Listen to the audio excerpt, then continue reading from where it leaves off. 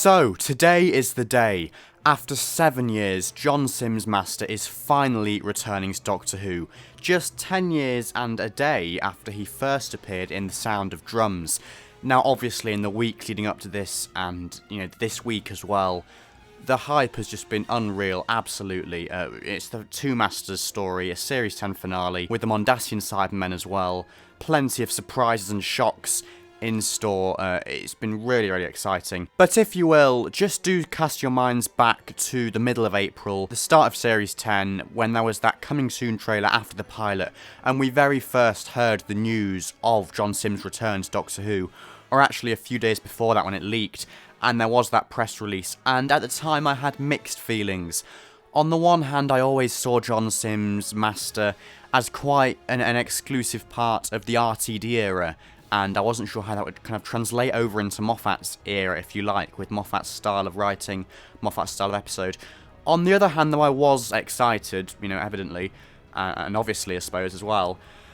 But I wasn't quite sure what I thought of John Simm's Master, because I thought, okay, I do like him, but I hadn't seen the episodes in quite a long time, particularly the Series 3 finale.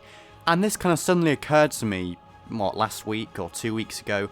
So I thought, I'm going to watch these episodes, and while I was kind of watching the Series 3 finale again and the end of time, I thought, why not make a video about this? Why not kind of analyse John Simm's Master as a character?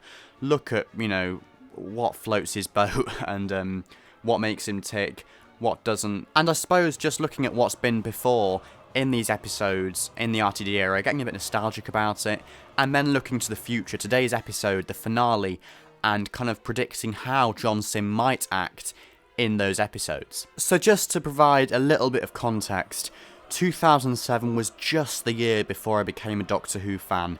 The Series 3 finale was just one of the episodes just before Series 4 chronologically, so I just didn't catch that episode, that series in 2007, because I hadn't got into the show at that point, so I didn't actually catch John Simm's Master when initially broadcast, when he first appeared, and the same goes for the Arna reveal. I didn't see that on first watch. I must have caught up on that somehow when I was watching the Series 3 finale, but the memories are a bit fuzzy, a bit hazy. I'm not quite sure how that played out. However, I did certainly catch the end of time on first watch. That was a very highly anticipated episode for me, because it was the end of an era, really, the era that got me into Doctor Who with David Tennant's 10th Doctor. And in the back of my mind, as far as memory is concerned, I always kind of had that niggling memory of John Simm's Master being a little bit overplayed, a tad bit annoying because of his insanity. And definitely, as well, as a massive fan of Missy, I kind of feel that perhaps in the years since, he's been slightly overshadowed by Missy for me, because for me, Missy is the definitive version of the Master. Obviously not disregarding Roger Delgado by any means, but Missy is my Master in the same way that Peter Capaldi is and always will be my Doctor. And so John Simm kind of just sits before that time when I became a fan, and I suppose at the time I wasn't as interested, as invested in the show back in 2008, 2009. So I decided to put this to the test, like I said, and rewatch the Series 3 finale and the end of time. Now, as far as these two stories are concerned, and the Master in these two stories, obviously he is very different, although both are played by John Simm. We have the kind of original John Simm Master, and the skeletal, resurrected Master in the end of time. And particularly as a child, I always saw these two Masters as quite different beasts. Obviously, it's the same incarnation. I think we can all agree on that. But they are quite... But on the surface, they are quite different. Obviously, kind of aesthetically, visually, and the way they behave, the way they act, and that their schemes in those episodes, their plans. But actually, on closer analysis, I'd like to suggest there are some more noticeable similarities. When I was reading The Writer's Tale last year, a great read, you must read that if you're a fan of Doctor Who. It's a fantastic insight in how Russell T Davies wrote his era of the show, but I'm going a bit off topic there. If you've read that, you'll know that in an email to Ben Cook, Russell T Davies explains the dilemma of how to top the Master becoming the Prime Minister of the United Kingdom in the end of time. He wants a scheme for the Master, a plan for the Master, for his conquest, I suppose, of the Earth. And he just can't think of anything. And of course, the solution he finds for this is to transplant the Master into everybody on Earth, every human. Now, at the time, I was like, what's going on here? It seemed very mental, really, to put it lightly at the time, watching it, just everybody being the Master, and it still kind of has that effect on me to this day. It's slightly kind of borderline ridiculous, but I think they just about get away with it. But obviously with that head-moving effect, where they're going side to side, the shaking, and then everybody being the Master being women in dresses, although having said that, we've got Missy now. But the male John Simm Master in a dress, it's slightly borderline ridiculous, borderline silly. But anyway, I'm going off topic again. If you look at this as a progression from being the Prime Minister of the United Kingdom to being everybody on Earth, then it obviously makes more sense. Maybe this is just me being thick after many years, but obviously being everybody on Earth means you're President of the United States, you're the military people in China and Russia and everywhere else, armies like that. You have all of that at your disposal, and that's more advantageous than just controlling the UK. The Master is very much, if it was a Capaldi episode, he's very much the President of the world. So I've kind of summarised this as John Simm's Master in both these stories having schemes that involve a desire for power, for control and exposure to other people. He wants attention, and this is interesting because it all kind of links to that Four Nox strand that was introduced to this incarnation. It's very much exclusive to this incarnation of the Master because it wasn't in the classic series and it wasn't kind of kept on in Missy. And obviously that's because it was introduced as a narrative device behind the scenes by Russell T Davies in order to reinvent the Master. But in doing so, that kind of modifies the character, it kind of evolves it into a new thing. And I suppose on the one hand, while that friend-enemy dynamic with the Doctor is very much still present, a lot of the Simm Master is kind of more about this desire for power and exposure and being President of the world or the USA or Prime Minister of the United Kingdom. I suppose as well with the kind of whole thing of the Master transplanting himself into every human being, he does that to feel included. He wants everybody on Earth to feel that thing in his head, the Four Nox, to experience that. That's why he does it. It's that kind of selfish desire, I suppose, to feel included, like a bully that's been left out of a game and he wants to join in, and he forces everybody else to see everything his way. I suppose that's the easiest way to sum up this version of the Master. And this isn't something that's that much present in other incarnations.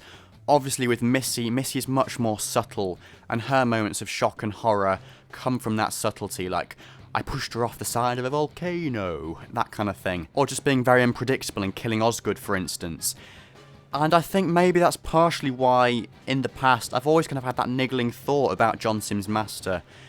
Because I suppose, really, perhaps with the exception of the Eric Roberts Master in the TV movie, there is less emphasis on the Doctor-Master dynamic and how that motivates the Master as a character in the RTD era with the John Simm Master.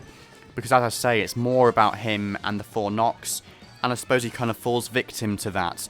A certain element of each of his stories has to be about that Four Nox thing. Especially in the End of Time, he's kind of pushed back as the second, monster villain of the week in favour of the Time Lords. And yeah, I suppose that is what that niggling thing is in my mind that's been there in the past and still always will be, I suppose. That there isn't as much emphasis on the Master's relationship with the Doctor, and particularly in his motivations and his actions. He's not becoming Prime Minister of the UK to benefit or fix or remedy his broken relationship with the Doctor. He's doing that for his own exposure, for his own gain, I suppose. The same goes for the Immortality Gate and that whole scheme. And when we've had Missy, who I think, for the record, is the best written version of the Master, because there is absolutely a massive focus on the friend-enemy thing in each of her stories, especially as well with the whole Vault thing.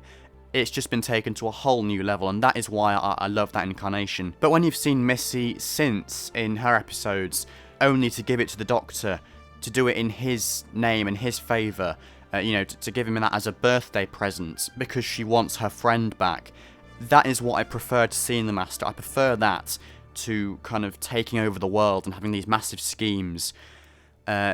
So yeah, I suppose that's how to sum up how I feel about John Simm's Master. What I won't deny is that, for what he is, John Simm plays him extremely well. He's really, really great, a really good actor. And yeah, he just takes the words off the page and really brings the Master to life. You absolutely believe that insanity, the four knocks. You never doubt that that is there in his head, driving his every action and every motive. He portrays that insanity and that madness absolutely magnificently.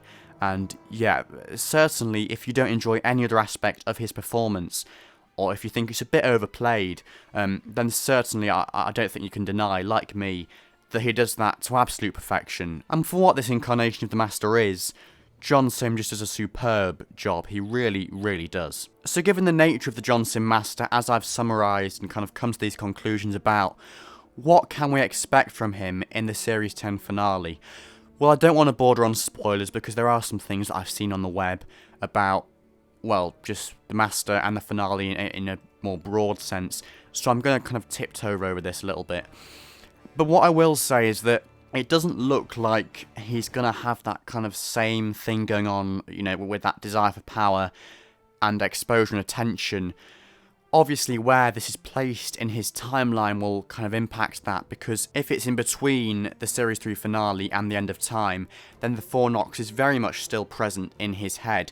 But if it's after that, then, you know, he's free from that, and maybe we'll see a slightly different side to his Master, as I think has been hinted at actually in some pre-broadcast reviews. He also has the laser screwdriver back in an image released by the BBC, a promotional image, so it'll be interesting to see how that ties in. But personally, I do think that it is set post the end of time, and somehow he's come back from the Time War.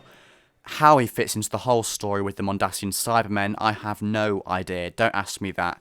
But yeah, I will say that, and I think definitely, I do have that kind of gut instinct that we are going to see a very different side to the John Simm Master in the Series 10 finale.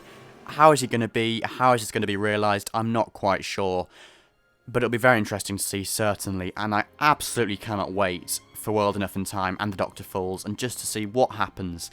Because it looks set to be one of the best finales we've had, well, in New Who, or in Doctor Who full stop. It looks really, really amazing. So, thank you very much for watching this video, guys. Please like if you enjoyed it, and also subscribe if you haven't already. I really hope you did enjoy this. It's just another kind of extra video, I suppose, in between Series 10 reviews. You know, just squeezing it in just before the broadcast of today's episode, just to give you some food for thought, I suppose, and to share some of my thoughts on what is obviously a very exciting subject, John Simm returning to Doctor Who. So, without further ado, goodbye from me, and I'll see you very soon for my review of World Enough and Time.